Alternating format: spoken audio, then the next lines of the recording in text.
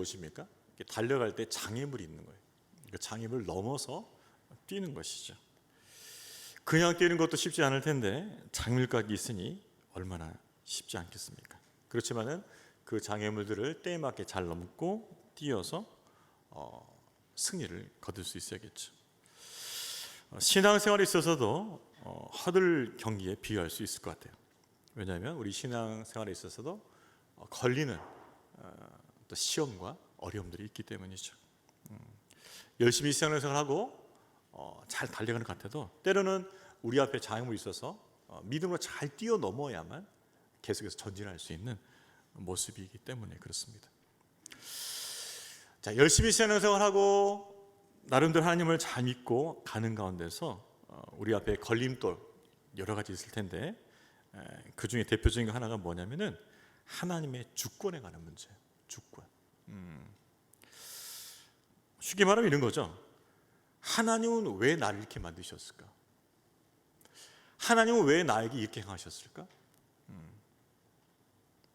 하나님은 왜 이렇게 인도하셨을까? 이런 것입니다. 하나님의 주권에 관한 문제. 주권. 지난주 설교 통해서도 말씀드렸지만은 하나님은 토기장이와 같으신 분이다. 우리는 흙과 같고 토기와 같다. 즉 하나님께서 우리를 빚으실 수 있는 권리, 권한을 갖고 계시다. 그것이 바로 하나님의 절대 주권이라는 절대 주권. 우리가 하나님의 이 절대 주권을 잘 이해해야만 신앙생활을 잘 할 수가 있겠죠. 오늘 본문을 통해서도 역시 토기장이 하나님의 그 주권에 대해서 먼저 언급이 되고 있어요. 자, 우리 19절과 20절 말씀 다시 한번 같이 읽어볼까요? 같이 읽겠습니다. 혹 내가 내게 말하기를 그러면 하나님이 어찌하여 허물하시느냐 누가 그 뜻을 대적하느냐 하리니 이 사람아 내가 누구에게 감히 하나님께 반문하느냐 지음을 받은 물건이 지은 자에게 어찌 나를 이같이 만들었느냐 말하겠느냐. 토기는 즉 만들어진 토기는 토기장에게 왜 이렇게 만들었습니까? 라고 말할 수가 없다는 것이죠. 왜요? 그것은 토기장의 마음이기 때문이죠. 토기장의 권한이에요. 내가 이렇게 만들고 싶다, 이런 모양으로 빚고 싶다 하면은 그렇게 빚어지는 거예요. 거기에 대해서 토기는 말할 수 없다는 거죠. 자, 이것이 바로 하나님의 주권을 설명하고 있는 거죠. 여러분, 우리도 흙이었죠. 흙이었는데 하나님께서 뭐요? 당신의 형상을 닮은 인간으로 만들어 주셨습니다. 우리가 잊지 말할 그 흙이라는 거예요. 내가 흙이라는 거예요. 흙에서 만들어졌다는 것이에요.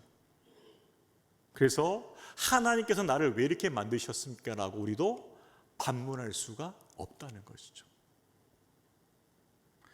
우리는 절대 주권이라고 말을 하지만 그 절대 주권의 개념을 정확히 알고 있지 못할 때가 있어요. 그냥 권위? 내게 뭔가를 요구할 수 있는 권리? 이 정도만 생각한다는 거죠. 그것은 절대 주권을 정확히 설명한 게 아니에요. 절대 주권은 나는 흙이었어요. 흙인 나를 하나님께서 하나님 형상 닮은 영광스러운 모습으로 나를 빚어주셨어요. 그리고 그분의 뜻대로 살도록 우리를 만드셨어요. 이게 절대 주권이에요. 절대 주권.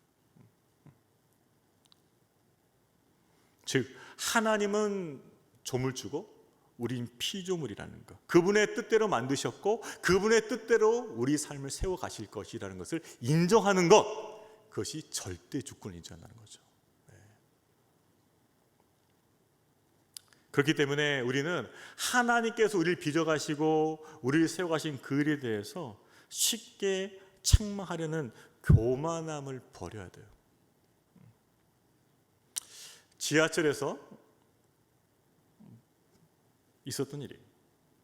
어떤 부모의 아빠의 무릎에 한 딸이 앉았어요. 딸이 너무나 예쁘고 사랑스러워.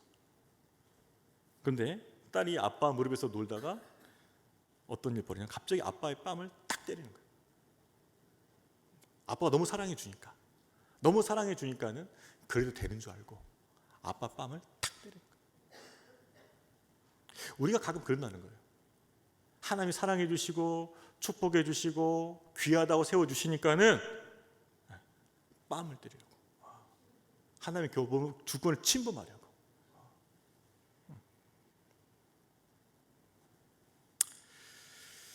하나님께서는 흙과 같은 우리를 하나님의 형상을 담은 인간을 빚어주시고 결국에는 하나님 자녀로 삼아주신 그 놀라운 은혜를 베풀어 주셨지만 우리는 그분의 주권을 인정하고 그 주권 안에서 자녀된 삶을 살아야 되는 줄로 믿습니다. 주권을 인정해야 돼요. 이것을 사도 바울이 토기장이와 진흙의 비유로 다시 한번 설명했죠. 자, 우리 21절에서 24절 말씀 다시 한번 같이 읽어볼까요? 토기장이가 진흙 한 덩이로 하나는 귀 있을 그릇을 하나니 천 있을 그릇을 만들 권한이 없느냐. 만일 하나님이 그의 진노를 보이시고 그의 능력을 알게 하고자 하사 멸하기로 준비된 진노의 그릇을 오래 참으심으로 관용하시고 또한 영광 받기로 예비하신 바 긍휼의 그릇에 대하여 그 영광의 풍성함을 알게 하고자 하셨을지라도 무슨 말을 하리요. 이 그릇은 우리니 곧 유대인 중에서뿐 아니라 이방인 중에서 부르신 자니라. 그러니까 하나님께서 토기장이 되신 하나님께서 두 가지 그릇을 빚으셨어요. 하나는 진노의 그릇, 하나는 긍휼의 그릇. 진노의 그릇은 무엇인가? 그것은 악한 본성 그대로 가만히 놔두면 그렇게 되는 거예요. 인간의 악한 본성 그대로 가만히 놔두면은 당연히 심판받을 그릇으로 되겠죠. 바로를 생각하시면 돼요. 바로 출애굽기에 나온 바로를 생각해 보면은 하나님께 그렇게 모세를 통해서 경고하십니다. 내 백성을 보내라 경고하셨어요. 근데 안 듣습니다. 더 완악해져요. 그래서 10번 맞죠. 10가지 재앙을 맞으면서 그때서야 이스라엘 백성을 보내주죠. 나중에는 홍해 앞바다까지 또 쫓아와요. 완악해서. 바로 그것이 진노의 자녀, 진노의 그릇이죠.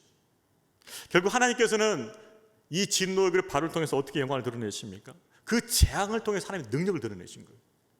우박을 내리신 하나님, 메뚜기 떼를 불러오신 하나님, 장자를 치신 하나님, 홍해를 가르신 하나님, 홍해를 가르시고 쫓아오는 애굽의 군대를 수장시키는 그 능력을 통해서 하나님의 영광이 드러나게 만드는 거죠. 그게 바로 진노의 즉 하나님의 심판을 통해서 하나님의 영광을 드러내는 그릇이 있다는 거죠. 그러면 긍휼의 그릇은 무엇인가? 바로 이스라엘이에요. 이스라엘. 애굽에서 400년 동안 종됐던 그들을 건져내시고 홍해 앞바다에서 홍해를 가르시는 그 기적을 통해 다시 한번 또 건져내시고 하나님께서 긍휼을 입히신 그 긍휼을 통해서 영광의 풍성함을 드러내는 그릇이 있다는 거죠. 그래서 바로와 이스라엘을 생각하면 우리가 이해가 될 수 있어요. 결국 하나님께서는 하나님의 선하신 뜻대로 진노의 그릇과 긍휼의 그릇을 빚으신다. 자, 그러면 여기에 대해서 뭐라 할 수 있겠는가? 할 수 없다는 것이죠. 왜? 하나님의 주권이에요. 주권.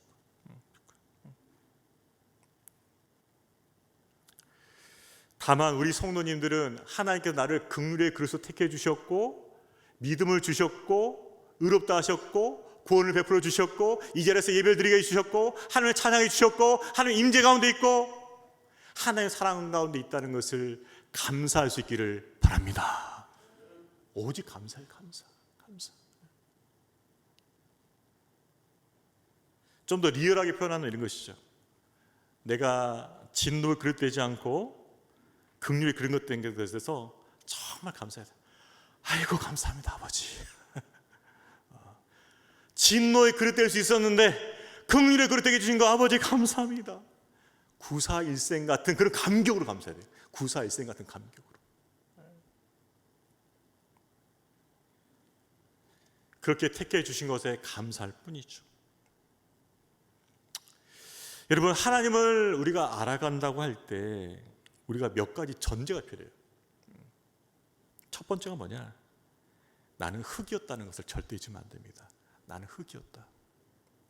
흙과 같이 아무런 가치가 없는 존재였는데 그 존재에게 생명을 불어넣으셔서 하나님의 형상을 만들어주시고 또 나를 존귀한 자녀로 세워주셨다는 것, 나의 근본을 잊으면 절대 안 돼요. 나는 흙이었다는 것 절대 잊으면 안 됩니다. 두 번째는 하나님을 지각할 수 있는 능력을 주셨지만 내가 하나님을 다 알 수 없다는 이 전제가 분명히 있어야 돼요. 하나님을 다 알 수가 없습니다. 우리는 다 알 수가 없어요. 그분이 우리에게 보여주신 만큼, 깨닫게 주신 만큼만 알 수 있어요. 나는 흙이었고 또 내가 하나님을 다 알 수 없다는 그 전제를 분명히 알고 있어야 돼요. 바로 이것이 주권자 되신 하나님을 알아가는 방법이라는 거죠. 제가 아는 한 목사님께서 어렸을 때부터 하나님 주권에 대해서 굉장히 고민 많이 하셨다. 목사님의 아들이었다 보니까는 어려움이 많았던 것 같아요. 뭐 이사도 많이 가고 어려움도 많이 겪다 보니까는 하나님 저는 왜 이래야 돼요? 남들과 다르게 왜 이렇게 고생을 해야 됩니까? 어렸을 때부터 왜 이사 이렇게 많이 다녀야 돼요? 왜 이렇게 우리 집은 가난합니까? 왜 어렵습니까? 계속 하나님께 물어보고 따지는 거예요. 왜? 그런데 이제 목사 아들이니까 교회를 떠날 수는 없고 근데 머리에 떠나지 않는 거야. 왜? 하나님 왜 어떤 분이실까? 청송기를 지나면서 하나님이 더 이해가 안 되는 거야. 더 이해가 안 되는 거야. 근데 나중에 이제 깨닫게 돼요. 하나님 어떤 분이다라고 깨닫는 것이 아니라 이런 깨달음이 왔다는 거죠. 어떤 거냐면 이런 것이 만일 내 머리로 이해가 되는 존재라면 그 존재는 하나님이 될 수가 없다는 것이에요.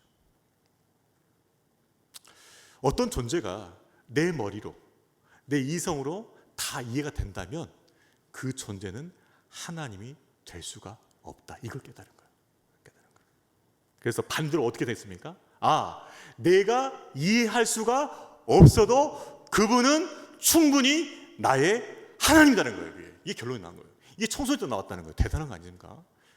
저는 그렇게 생각 못했는데 청소년 때 그걸 깨달은 거예요. 나중에 내가 다 이해하지 못해도 그분은 충분히 나의 하나님이시다고 결론 내린 거죠. 그때부터 열심히 시작합니다. 다 이해하지 못해도 그분 나의 하나님이시다고 고백했다는 거예요. 여러분 그래요. 하나님, 그 크신 하나님을 내 머리에 어떻게 담겠습니까? 그러니까 우린 자꾸 이해 안 된다고 하나님 따지는 거예요. 하나님 제가 왜 이렇습니까? 제가 왜 이렇게 어렵습니까? 왜 어려운 상황만 주십니까? 왜 이게 해결이 안 됩니까? 왜 이렇게 난처하게 되었습니까?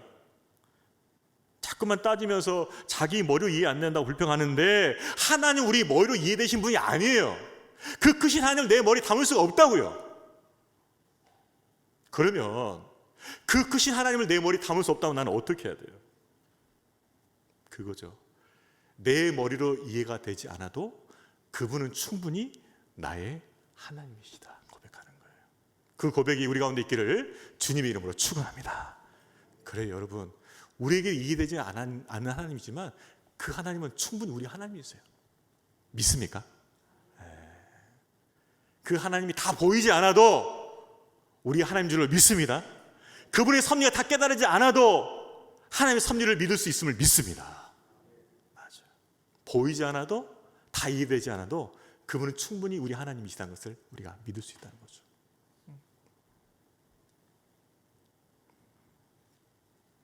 그러면 역으로 이렇게 생각할 수 있어요.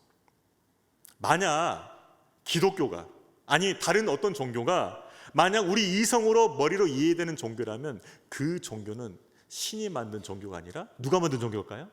인간이 만든 종교. 이단들이 그렇잖아요. 이단들이 들어보면 딱딱 맞습니다. 딱딱딱 맞아 떨어져요. 우리 머리 딱딱 들어오죠. 그럼 우리 어떻게 됐습니까? 이단이다. 왜? 내 머리 딱딱 머리 떨어지니까. 인간이 만든 종교라는 게 다 그런 거예요.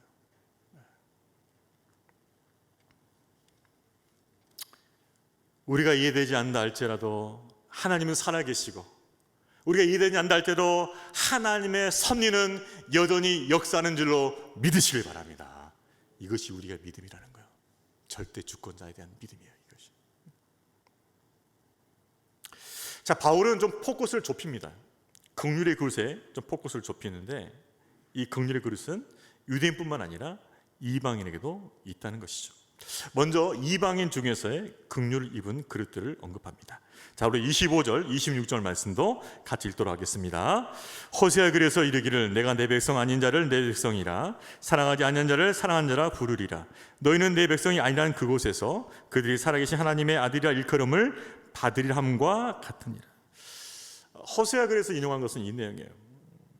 원래는 이스라엘 백성이 타락했거든요. 그래서 이스라엘 백성을 내 백성이 아니다 내쳤지만 나중에 내 백성을 삼는다, 회복을 말하는 거죠. 근데 이것은 뭡니까? 이방인에 적용한 거예요. 이방인에게. 그래서 원래 하나님 백성이 아니었는데 하나님 백성이 되게 하실 것이다. 사랑하지 않았는데 사랑할 것이다. 이방인에 대해서 이방에게도 긍휼의 그릇이 있다는 것을 말씀하고 있는 것이죠. 여러분, 저와 여러분도 이방인이잖아요. 그런데 하나님께서 우리를 긍휼의 그릇으로 택해 주시고 우리에게 구원의 은혜를 부어 주신 줄로 믿습니다. 얼마나 감사해요. 한번 따라해 보겠습니다. 나는 이방인 중에서 긍휼의 그릇이다. 원래는 하나님의 관심이 없었어요. 물론 없었다는 뜻은 아니죠. 유대인 입장에 봤을 때는 관심이 없었던 사람이 이방인이 됐거든요. 하지만 하나님께 우리에게 긍휼을 베풀어 주심으로 우리도 하나님의 자녀가 되는 축복을 누리게 되었다는 거죠. 하나님의 긍휼을 받은 하나님의 긍휼의 그릇로서 또 다른 모든 사람들 또한 긍휼히 여길 수 있는 성도 되시기를 주님의 이름으로 축원합니다. 여러분, 우리가 긍휼을 입었을 때 해야 할 일은 무엇인지 아십니까? 다른 사람을 긍휼히 여겨야 돼요. 왜? 우리 마음속에 그런 말이 있죠. 그런 마음 있죠. 쟤는 항상 저래. 표현이 좀 리얼합니까? 그래서 어떤 상대는 계속 비난의 화살을 꽂고 싶은 거예요. 저 사람만 보면은 막 계속 비난의 화살을 꽂고 싶어요. 그냥 본성적으로. 웃고 계신 분들은 지금 스스로 확인하는 겁니다. 괜찮아요. 그런 분도 있어. 그냥 딱 비난을 하고 싶어. 그냥 만나자마자. 근데 뭐예요? 긍휼 베풀어야 돼. 긍휼 베풀어야 돼. 알지 못해서 그런 거야. 알지 못해서 그런 거야. 몰라서 그러고 있는 거야. 아직 하나님 은혜가 충만하지 못해서 저런 거야. 긍휼을 피워야 돼. 긍휼을 입은 자로서 긍휼을 베풀 수 있는 성도 되시기를 주님의 이름으로 축원합니다. 자, 그다음으로 이제 유대인의 중에 긍휼의 그릇도 언급하죠. 자, 우리 27절과 29절 말씀도 같이 읽겠습니다. 또 이사야가 이스라엘 관하여 외치되 이스라엘 자손들의 수가 비록 바다의 모래 같을지라도 남은 자만 구원을 받으리니 또한 이사야가 미리 말한 바 만일 만군의 주께서 우리에게 씨를 남겨두지 아니하셨더라면 우리가 소돔같이 되고 고모라와 같았으리로 함과 같으니라. 아멘. 아브라함의 피를 이은 이스라엘 사람들이 얼마나 많아요. 근데 그들이 다 택함받지 않았다는 거예요. 소수 아브라함, 이삭, 야곱, 그 위에 믿음의 자손만, 약속의 자손만 하나님께 택하셨다는 거죠. 바로 그들을 그루터기, 또 남은 자, 씨라고 표현을 해요. 무엇입니까? 유대인이라는 이 혈족만 가지고는, 이 신분만 가지고는 뭐예요? 하나님의 택한 백성이 되었다는 것을 보장하지 못한다는 거죠. 여러분, 우리도 마찬가지입니다. 여러분, 그리스도이라는 이름만 없다고 해서 그것을 우리가 정말 하나님의 택한 백성 되었다고 보장할 수 있을까요? 보장 못합니다. 저는 이걸 가끔 주장을 해요. 그럼 하나님 뭘 보실까요? 참 믿음을 보여요. 참 믿음. 참 믿음. 우리에게 구하시는 것은 그리스도의 이름이 아니라 우리 안에 있는 참 믿음을 보신다는 거죠. 예수 그리스도의 십자가를 통해서 내가 하나님의 은혜를 얻고 구원받았다는 것에 대한 감격과 감사가 있는 그 믿음, 그 은혜는 감격 때문에 내 삶 앞에 들여서 그분의 뜻이 이루어지고 내 삶을 통해서 하나님 나라가 이루어지길 바라는 그 믿음, 그 믿음이 있냐 없냐로 구분하신다는 거예요. 그러니까 여러분, 행위로서 여러분의 구원을 쉽게 판단하지 마십시오. 내가 교회 왔다는 거, 예배 드렸다는 거,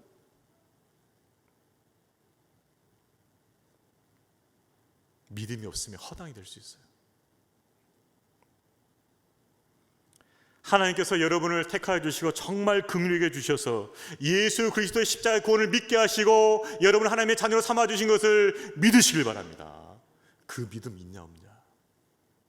그리고 그 믿음 가지고 내 정욕대로 내 살고 싶은 대로 사는 것이 아니고 그 은혜 베푸신 하나님의 사랑에 감격해서 그분의 뜻이 이루어지도록, 그분의 나라가 이루어지도록 내 삶을 드리고 있는 그 믿음 내게 있는가? 그 믿음 보시겠다는 거예요. 그 믿음. 그 믿음이 우리 가운데 있기를 주님의 이름으로 축원합니다. 때로 우리가 속아요. 내가 또 외적 열심이 있어서 내가 잘하고 있지 않단 말이에요. 그러나 중요한 건 뭐예요? 참 믿음이다. 참 믿음. 참 믿음을 가진 백성으로서 하나님 앞에 서기를 힘써 할 것이죠. 이방인 중에도 유대인 중에도 하나님이 택하신 백성, 긍휼의 그릇은 분명히 있습니다. 자, 그러면 이 긍휼의 그릇들은 결국 어떻게 드러나게 됩니까? 바로 그것은 믿음을 통해서 드러나게 된다는 거죠. 자, 우리 30절 말씀 우리 다시 한번 같이 읽겠습니다. 시작. 그런즉 우리가 무슨 말을 하리요? 의를 따르지 않은 이방인들이 의를 얻었으니 곧 믿음에서 난 의요. 결국 하나님께서 택하셨고 그 택하심은 반드시 긍휼로 나타납니다. 그러면 그 긍휼 입은 자들이 이 땅에 살아가면서 나타나는 열매가 뭐냐? 믿음이라는 믿음. 예수 복음을 들을 때 그 복음을 믿는다는 거예요. 믿음을 의를 얻는다는 거죠. 그것이 하나님의 백성을 거듭났다는 증거란 거예요. 증거. 이방인은 유대인처럼 율법도 없어요. 할례 못 받았어요. 그렇지만 예수 그리스도를 믿는 그 믿음으로 말미암아 의롭다함을 얻었다는 거죠. 즉 믿음에서 난 의, 이것이 하나님께서 인정하신 의라는 것입니다. 자, 근데 반면에 이스라엘은 어떻게 됐어요? 결과적으로 안 됐어요. 왜? 믿음에 의지 않고 그들의 신앙의 그 관성을 따라서 행위를 의지했거든요. 행위. 율법의 의를 의지한 율법의 의를. 모세 율법만 잘 지키면 구원받을 거다. 근데 섞고 있는 것이 뭡니까? 모세 율법을 다 지키지 못하고 있다는 거죠. 다 지키고 있지 못하면서 그저 모세 율법 내가 암송하고 있고 모세 율법 내가 쥐고 있다는 그것 때문에 자신들의 율법 의를 획득했다고 착각한 거예요. 그게 안 되니까 십자가의 복음을 믿는 믿음으로 의롭게 하시려고 했는데 그것을 걷어찬 거죠. 그래서 거친 돌이 되어버린 거예요. 그래서 이런 결과를 맞아야 된 거죠. 자, 31절에서 33절까지 우리 마지막 같이 한번 읽겠습니다. 시작. 의의 법을 따라간 이스라엘은 율법에 이르지 못하였으니 어찌 그리하냐? 이는 그들이 믿음을 의지하지 않고 행위를 의지함이라. 부딪힐 돌에 부딪혔느니라. 기록된 바 보라, 내가 걸림돌과 거치는 바위를 시온에 두노니 그를 믿는 자는 부끄러움을 당하지 아니함과 같으니라. 그러니까 자신의 노력으로 의를 이루려 가면 절대 안 된다는 거예요. 그러면 예수를 못 믿게 되고 당연히 거칠고 넘어지게 된다는 것이죠. 여러분, 그렇습니다. 하나님께서 우리에게 인정하시는 유일한 은은 예수 그리스도, 우리를 십자가에 돌아가시고 부활하신 그 예수 그리스도를 믿는 믿음 알면 의인 줄로 믿습니다. 그것만 인정하신다. 그것만. 내가 너를 사랑해서 내 아들 아낌없이 십자가에 내어주었고 그 피로 너희 모든 죄를 다 덮어주고 그 부활 생명 내게 주었는데 너 그거 믿느냐? 믿습니다. 그럼 너는 의인이다. 내 자녀다. 이렇게 인정해 주신다는 거죠. 우리 신앙생활이 행위를 의지 않고 하나님의 주신 은혜를 붙잡고 믿음을 의지하는 참 믿음의 백성으로 거듭날 수 있기를 주님의 이름으로 축원합니다. 그래서 늘 감사한 거예요. 늘 감사. 하나님께서 창세전에 날 택하여 주셨고 내게 긍휼을 베풀어 주셔서 믿음을 주신 거예요. 믿음을 주신 거예요. 믿음을 주신 거예요. 여러분, 혹시 그런 분 계십니까? 내가 잘 믿어가지고 된 거지. 착각 200%. 잘 믿게 해 주신 거죠. 믿습니까? 잘 믿게 해 주신 거예요.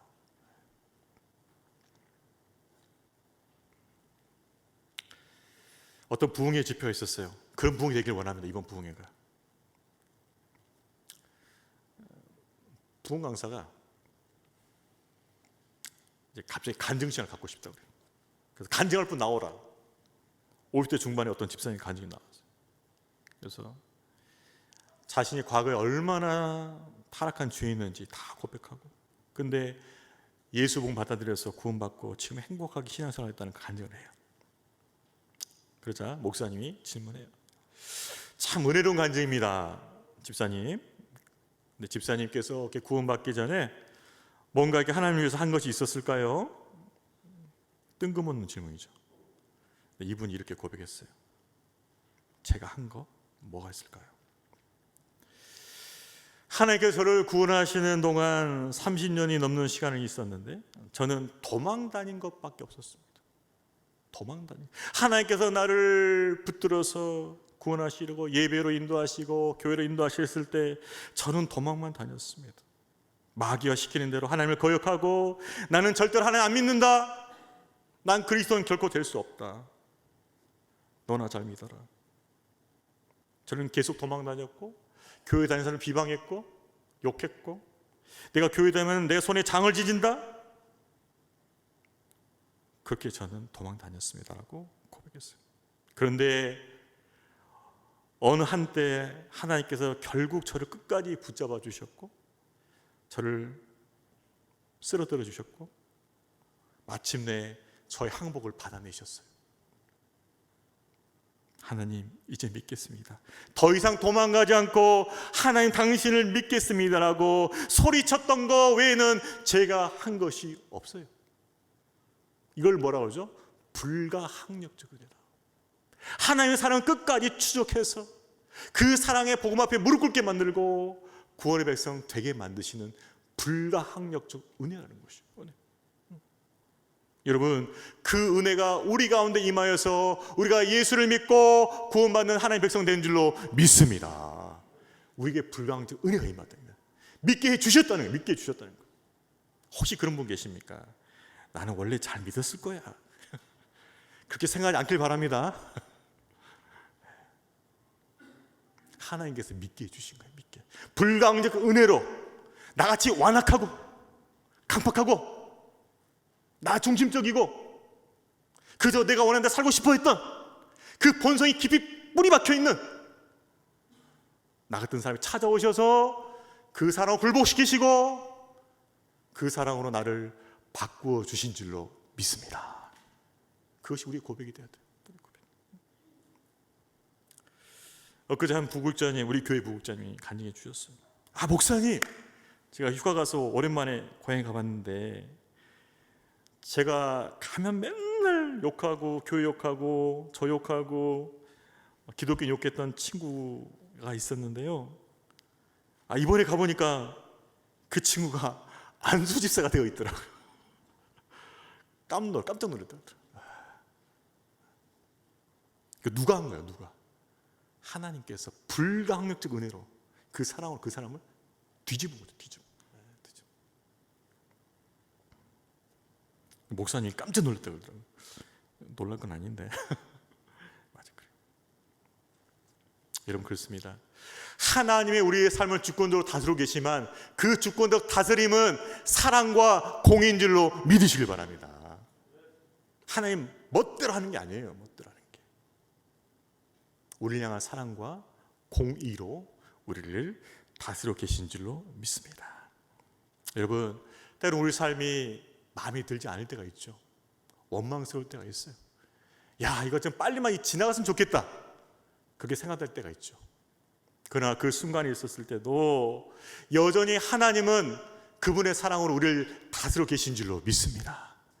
내가 이해되지 않아도 내가 원망스러워도 하나님은 여전히 나의 하나님이셔요. 믿습니까? 그 하나님을 신뢰하고 그 하나님과 동행하는 저와 여러분 되기를 축복합니다. 말씀을 정리하겠습니다. 토기장이 하나님으로부터 오는 은혜는 무엇일까요? 그것은 먼저 주권적 선택, 택하심. 그리고 그 주권적 택하심을 통해서 진노의 대상인 우리에게 긍휼을 베풀어 주셨다는 거예요. 긍휼. 그리하여 그 긍휼로 말미암아 우리에게 믿음을 주시고 예수 십자가를 믿어 구원의 백성 되게 하여 주신 거죠. 이 놀라운 은혜를 늘 감사함으로 하나님을 찬양하며 이 놀라운 은혜를 늘 우리 이웃들에게 힘써 증거하는 믿음의 성도 되시기를 주님의 이름으로 축원합니다. 우리 다 같이 일어나셔서 이 찬양 부르도록 하겠습니다.